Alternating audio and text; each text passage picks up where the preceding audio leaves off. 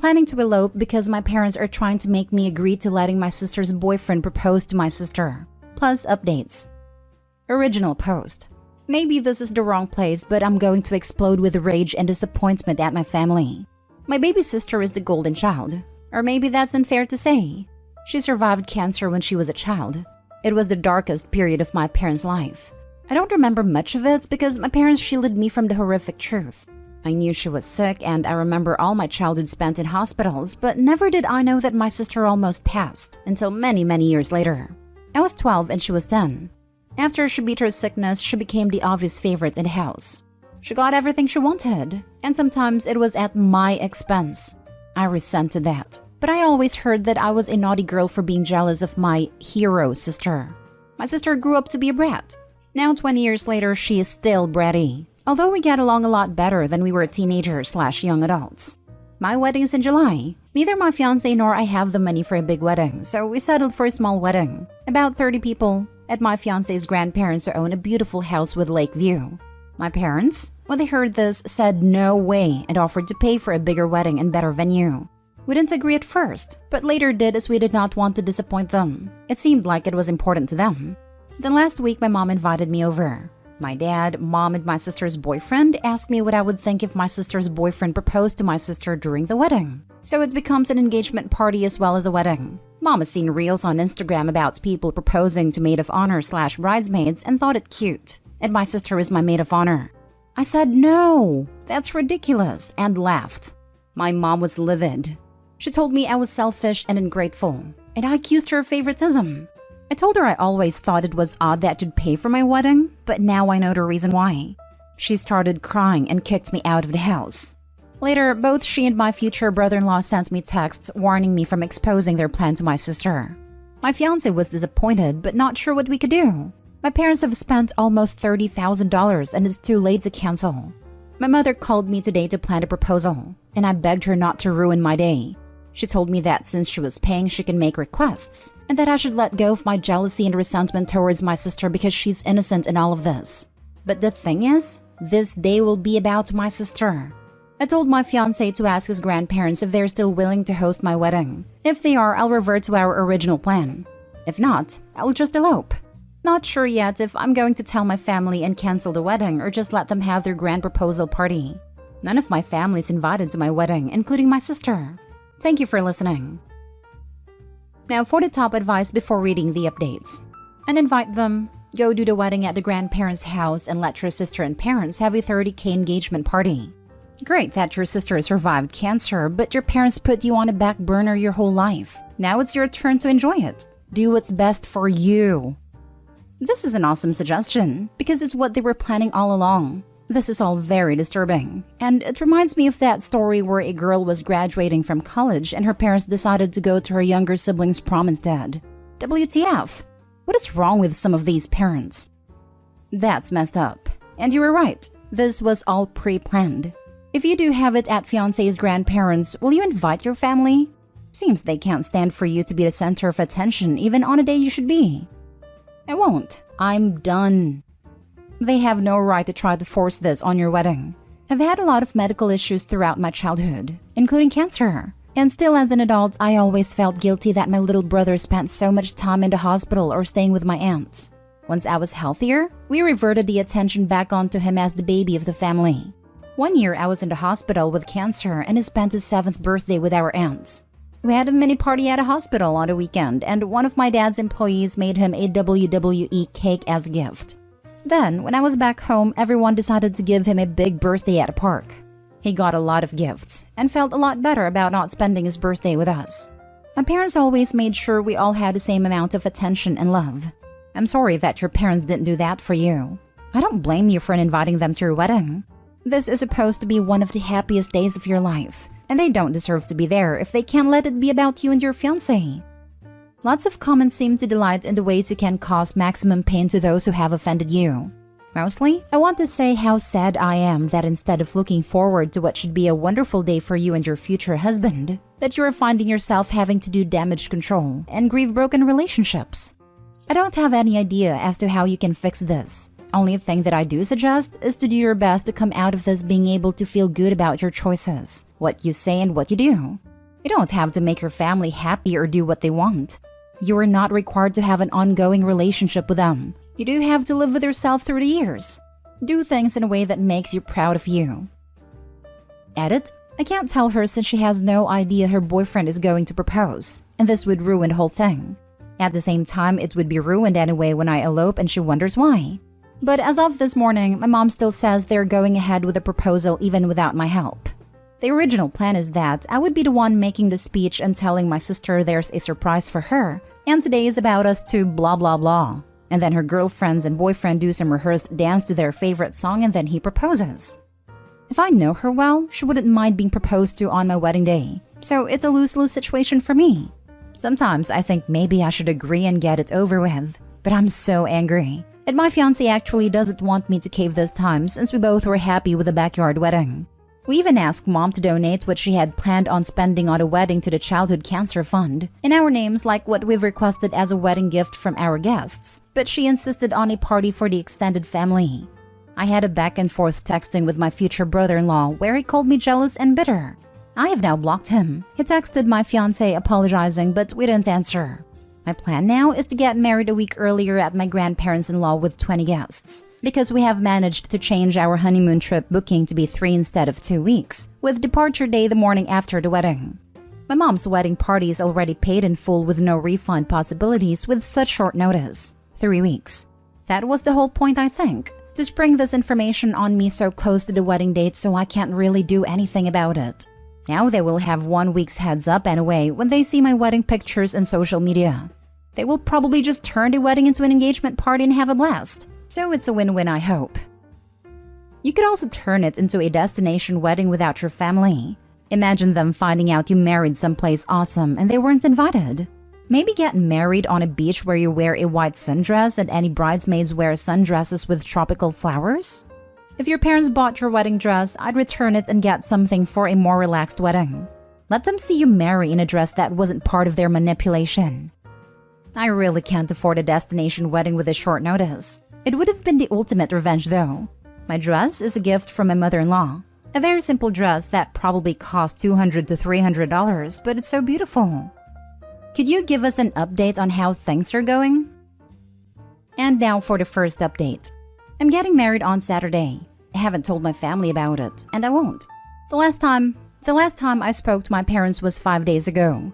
I told my mom that I wasn't going to attend a party she's paying for and that they should just make it an engagement party instead. She said I was being ungrateful and bitter. I told her again that I wasn't going, but she doesn't seem to believe me. 2 days ago, I told my sister about the whole thing. She was shocked at first, but later basically asked me to go with it. I told her no, and she said she was disappointed in me. Why do you have always to complicate things? My mother and future brother-in-law are so angry at me now for ruining their surprise. But I felt that I had to tell my sister why I'm canceling my wedding, right? Had she supported me, I would have told her about my wedding on Saturday. But she sided with mom and her boyfriend in believing that I'm overreacting. So now I haven't spoken to them since. Sooner or later, they'll contact me about preparations and rehearsals because they honestly don't believe I have it in me to cancel the big wedding. Let's hope that they find out I was serious first when I'm already on my honeymoon. I'm planning on leaving my phone turned off or in silent so they don't ruin my time with my husband. Oh, I need to get used to this word. My husband. And now for the second update. I really want to thank everyone that showed me support. I'm now happily married and in Como, Italy for my honeymoon. I tried to stay away from my phone, but I was so curious to see my family's reaction to my elopement a week earlier than planned. It was really ugly. I must start with saying that I really tried my best to negotiate and compromise with my family and truly explain that this was hurting me. I have nothing against my sister, and to be honest, nothing against her getting engaged on my wedding. But the principle that it was made very clear to me that I had absolutely no opinion or say in what was going to happen on what's supposed to be my special day was where I drew the line. It wasn't a wish or a request. It was a matter of fact, and it was decided. So I told my mom that I'm not going to attend a party she's paid for. Maybe they should just make it an engagement party instead. She got very upset and told me that the engagement was supposed to be a surprise. I told her that I was just giving her the heads up since she's about to lose an insane amount of money. She didn't take me seriously, like I wasn't going to cancel my wedding because of a trivial thing. What she didn't know is that I've already made plans to get married a week earlier at my grandparents-in-law. We invited our closest friends, and some even had to book earlier flights and take more vacation days. For these people, I was extra grateful. What was left was my sister. I'd been back and forth arguing and negotiating with my parents and future brother-in-law. I decided that even if this would ruin her surprise, I had to tell her, so I did. She wasn't really happy with my mom, but she was more upset that I ruined her surprise. And she, as I expected, thought I could have just sucked it up and gone with the flow. I didn't tell her about my new wedding date. The wedding was dreamlike. In the back of my head, I was hurt that the people who loved me the most weren't there. But I pushed the thought away and refused to let it ruin our day. My husband was amazing. He promised to make me happy for the rest of my life and to make up for every heartbreak I've experienced in the past. My in-laws surprised us with upgrading our honeymoon to a 5-star hotel. I had my friends and some cousins and my favorite aunt attending. We asked them not to live stream or upload any pictures to social media until we're already on our honeymoon. We also asked them not to engage in any altercations online with my family. Today, my mom made long Facebook/Twitter/Instagram posts bashing me and my husband, calling me ungrateful and disrespectful with pictures of my wedding, telling people that I've cost her a big chunk of her savings, and that she's now demanding compensation. Her Facebook post was shared about 200 times, and the majority of my extended family is angry with me. She never once tried to contact me. I really thought she would bombard my phone. Instead, both her and my dad announced that they're cutting me off and are expecting compensation. Future brother-in-law commented that I ruined his surprise, and my sister made a post about being tired of jealous broads and haters. None of the people we invited has commented, even though some of them were directly attacked, so they respected our wishes. I don't know if they're going to go ahead and turn the wedding into an engagement party now. I really hope they do, so the money isn't wasted. It's on Saturday. I'm sorry the update got too long, but with the amount of people asking for an update, I hope this was what you wanted. Now for more comments before reading the final update. So your mom tried to ruin your wedding by making it all about your sister's engagement and expects to be paid for it? Baby, congratulations on your wedding and your new peace and quiet. Sister can pay her back for her expensive engagement party, lol. Good for you, OP. I'm really happy to see this update. Maybe you should just post your whole story from here to Facebook post and log off. I don't think they're going to listen to you, so take a cathartic experience writing it all down and let the world see it. I'm sure their entitled behavior won't like the truth. Do this. I'm sure your mom colored the story to a version that made her and your sister out to be the victim. Please announce your pregnancy at her wedding even if you're not pregnant. Get up as if you're going to make a speech and announce that you're pregnant. Haha. That is if I was invited to the wedding at all. No, don't waste your time and energy like that. Put them all in the past and move on quietly. Now for the final update. Yes, they did. And they blew the internet with pictures and posts about how magical the night was. Little sister made sure to write about haters not ruining her special day and how she's surrounded by the people that mattered.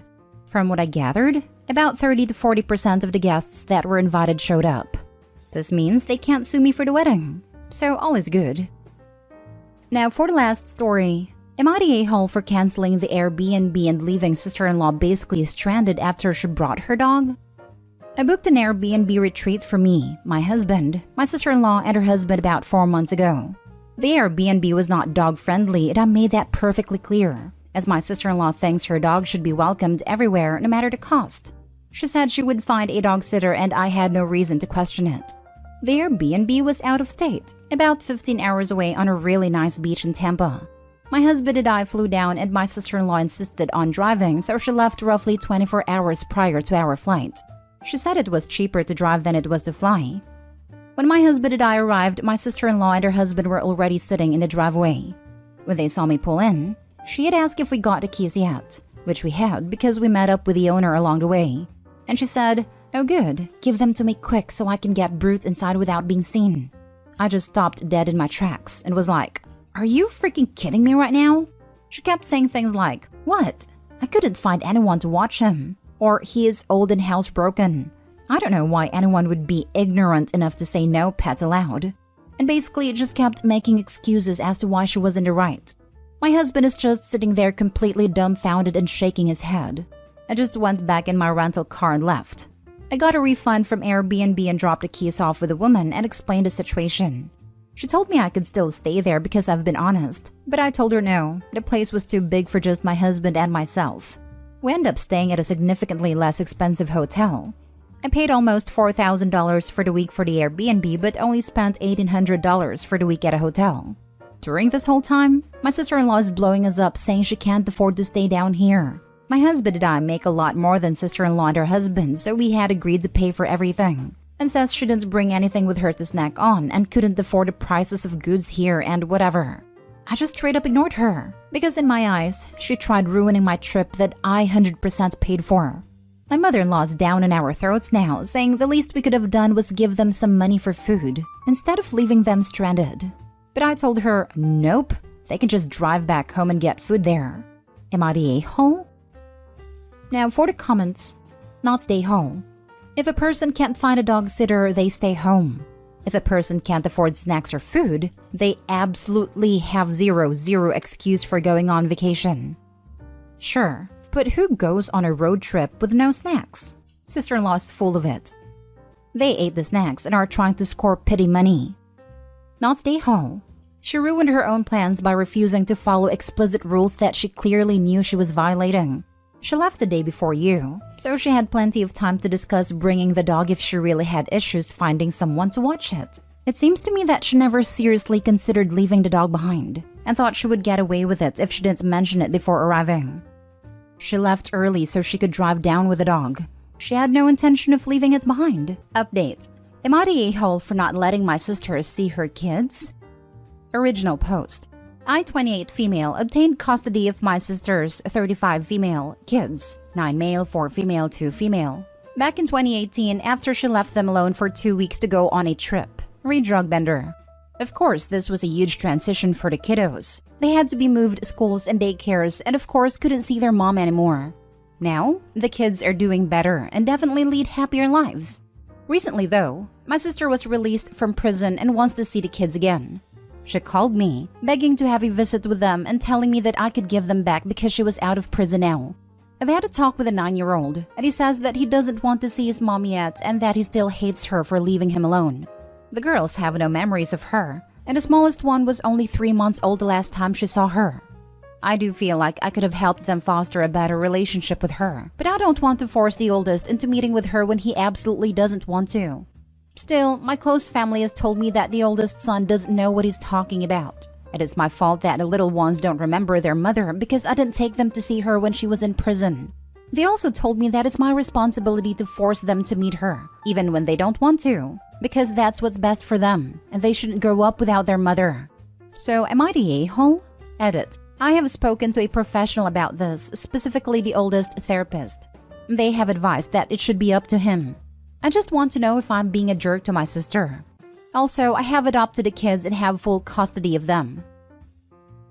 Now for the top comments before reading the updates. Are you telling me that she left a 3-month-old and a 2-year-old alone for a 7-year-old to take care of? Not the a-hole, absolutely. Anyone who would do that to a kid deserves to be in prison. I think it's great you're respecting the kids' wishes. And if you force this visit on them, you will be the a-hole. Edit. Misleading title, OP. Those are your kids. You're not letting your sister see your kids. If sister thinks the son is old enough to take care of babies at 7, then he's for damn sure old enough to decide not to see her at 9. Anti-A. People love to forget that children are autonomous beings and can make rational decisions. Young children are extremely impressionable, and all of them are going to be extremely hurt by their mother's abandonment. Forcing them to see their mother when they don't want to is one of the worst things you can do for their well-being right now. The 9-year-old is likely traumatized if he's this insistent that he doesn't want to go.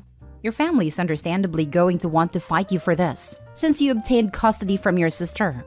Their viewpoints are going to be extremely skewed for a number of reasons, especially your parents, if they just can't believe that their daughter ended up like this, and that it can't really be all that bad. Keep the kids safe. The last thing they need is to be put back with a neglectful family. Not the a-hole. I'm not a child psychologist, but despite what your mother says, it's possible that it could actually be bad for them to see their bio mom, your sister. But you're definitely not the a-hole. Not the a-hole. I am a therapist who has worked with kids in CPS family reunification and permanent foster placement/adoption. Please listen to the oldest therapist and your nephew. He trusts you to keep him safe after all he has been through. If you go against his wishes, this could cause him and his sisters irreparable harm. Your family's invested in maintaining a family unit, not making sure that these kids have the best care. If there is any entitlement from their mom, then she's not ready for a visit or anything. If she's truly ready to make amends, then she will wait for him to be ready, earn everyone's trust, etc. If she isn't ready to do the work or acknowledge the impact of her actions, then no dice.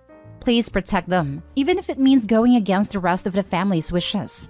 Edited to add. Someone asked below what should OP look for if bio parents were serious about wanting to make things right. They would respect oldest child's and OP's feelings/boundaries. Be willing to work with oldest child's therapist if appropriate. Be willing to participate in supervised visitation. If so unwilling, be willing to participate in a recovery program. Not just staying dry and not using, but really investing and participating in getting sober. This would be a start. Again though, the child has to be ready. Not stay whole at all. OP's job as a mother is to protect those children. Protecting their son means doing what is best for him and respecting his boundaries. Their previous mother is suffering the consequences of her actions, not OP's. OP, you are a wonderful person. I have a toddler and an infant, and if I also had a 7-year-old, I'd likely be cray. I am so sorry you are in this terrible position and so inspired by you. What lucky kids those are, truly. Now for the first update. So I wasn't expecting to make an update post because I honestly wasn't expecting there to be an update to this. Unfortunately, I'm wrong. I gave my oldest 2 weeks to really think about whether he wanted to talk to my sister or not. I figured that the decision he made at first might have been made out of anger, so I wanted to give him time to make such an important decision. Ultimately, he decided that he did actually want to talk to her. I have to admit I was a little bit surprised. But we set up a Zoom call between them anyway, of course with me supervising. Right before the Zoom call, he admitted to me that he wanted to talk to her just to see if she'll say sorry. She did not say sorry. Actually, she opened the call with, "Hello, it's been so long. I guess you're ready to come home with me now?" And then she noticed that I was sitting there with him and almost immediately launched into accusations about alienation and how I have to give the kids back now or she'll call the police and say I kidnapped them. My oldest was very obviously disgusted. He asked her if she was going to apologize to him, and she actually had the audacity to ask what she had to apologize for. At that point, he just shut off the Zoom call. I asked him if he was okay, but he spent the rest of the afternoon in his room by himself. That night, he told me that he never wanted to talk to her again, ever. I told him that never is a long time, but that we weren't going to make him talk to her if he didn't want to, and we were never ever going to give him back to her. He told me that never is a long time, so we told him that in this case, it meant never. I'm still shocked. I don't know what happened to my sister. She was my best friend as a kid. She was almost my second mother. She was sweet and caring and nice. I just don't know how all that changed so fast. Or maybe it didn't change that fast, and I just never noticed until it was too late. And I was driving 4 hours away at midnight to pick up 3 little kids, one of which I didn't even know existed. Before now, I honestly never considered myself as their parent, even after I legally adopted them. Or like I was just taking care of them long term. But now I realize that those kids are my kids, and they're going to be my kids for the rest of my, and hopefully, their lives. Thank you for all of your help, guys. I hope you all have a fantastic day. When school starts back up, make sure you make the situation very clear to the school. And take care for the little one as well. There's a good chance she will try to pick them up. Last year at my kid's school, a mother who had lost custody kidnapped her child. She just walked in, chatted with a receptionist, casually said she was picking up the kid for a dentist appointment. By the time she was caught 2 days later, they were in New York. We live in Florida. This happened to my little brother. My mom came and picked him up from the babysitter. When my dad got off from work and went to get him, we found out that she had left him in a hot car, was wasted, and called the cops for some strange reason. Cops ended up calling my dad, telling them our infant brother had been found. We still have no idea what prompted her to call the cops. My little brother was okay, just really red and dehydrated. But now I realize that those kids are my kids, and they're going to be my kids for the rest of my and hopefully their lives. That is the best outlook to have, and I wish you all an amazing life together. You keep knocking it out of the park being their mother. I saw that coming as soon as she said my oldest midway through the post. I was like, oops, she said my. Consciously or not, she views him as hers now. Oh my gosh, I just noticed. I didn't realize I said that. Okay, I'm gonna go cuddle my kiddos and cry now. I'll be back in a bit. I wondered if you noticed you said that. I'm super happy for you and the kids. Not everyone is so lucky to have someone save them from a bad situation. Wishing you all nothing but a bright, shining future together. Now for the second update almost 2 years later. If you're reading this, it's probably because you decided to follow me after reading one or more posts in the Reddit saga that summer 2020 was for me. Okay, life update time. My oldest is now 11. He's in the 6th grade and recently got a shiny new bike with 7 gears and a real light on the front that he's been riding to school. He's also a Boy Scout and is swimming competitively. I'm super proud of that one. My middle is 6. She was diagnosed with autism spectrum disorder last year. It's been a bit of a transition trying to get her the help she needs, but I have to admit, it's comforting to have an actual diagnosis to go with our concerns about her. While not a big TV fan, she loves dogs, Lego creator sets, and somehow matcha green tea. Who would have thought? My youngest from that post is 4. She's generally having a good time, and is the wild child of the family. Kiddo is constantly covered in scrapes from her adventures around the backyard and the neighborhood. She has a balance bike which she loves to ride with her big brother. And last week she caught the neighbor's cat and got a nice scratch from it. Didn't cry though. Tough kid. And surprise, we added kiddo number 4 in October. Neither of us were expecting for me to get pregnant, but it happened anyway. My oldest is super pumped to have a little brother. Baby is, well, baby. He's a pretty chill baby and can sleep through almost anything. That's a plus in my book. Our cat, our beloved Aristotle, passed away in late December. He was very, very old. He did live long enough to meet baby though. I hope you liked him. For those of you who saw these posts, both of my little brothers are in college and back on campus. They came back for winter break and we had a really good Christmas. Culinary school does wonders. For the people who ask, my sister is doing fine. She went through rehab last year and is now in therapy addressing her own issues that led to her addiction. She has a job and an apartment and is going to community college. She has come over for holidays, and she and my oldest go do something together once a month or so. The youngest 3 all see her as an aunt. I know that's something I'll have to explain as they get older. For the first time in a while, I feel like I have my big sister back. I forgot to mention that I got married back in April. It was a pretty small ceremony, so we ended up having it in a friend's backyard. My youngest was the flower girl and another friend made cupcakes for us, and it was everything we wanted and more. We're doing pretty well. My husband and my oldest are putting together a tire swing to hang in the big tree in our backyard. Baby is chewing on my shirt right now, but I don't have to care because I'm on maternity leave. It's great. I am going a little stir crazy in this house, so I'm gonna try to take the baby out to watch the ducks later. That's generally it. Thank you all for the love and support you poured onto my posts nearly 2 years ago. I hope you all have wonderful, fulfilling lives full of peace and laughter and love. Goodbye. This sister is such an exemplary human being. Great head on her shoulders, and a huge heart made of gold. She actually led a new generation of her family towards a brighter path, despite her sister and her parents' wrongdoings. A great human being indeed. Makes me sad for the sister though. Did you notice Opie in this post mentioned her sister was practically like a mother to her, and a younger brother said the same thing about Opie in his post? The oldest sister didn't get anyone to shield her or attempt to parent her. That's probably why she's such a mess. I know someone who lost custody of their kid and had referred to it as when relatives stole baby. It is like, God damn it, girl. You need to be on your knees thanking everyone that your child didn't have to go into foster care. You messed up so hard that your relative could not even legally let you contact the kid until you got your act marginally more together. Own it and do better. People have infinitely more patience for your rehabilitation when it doesn't include you blaming other people for what you did. It's such a disconnected and messed up love for their kids. Loving someone means their happiness, even if that means being away from you. Even for parents and their children. Good parents recognize their faults and shortcomings and work on it for their kids.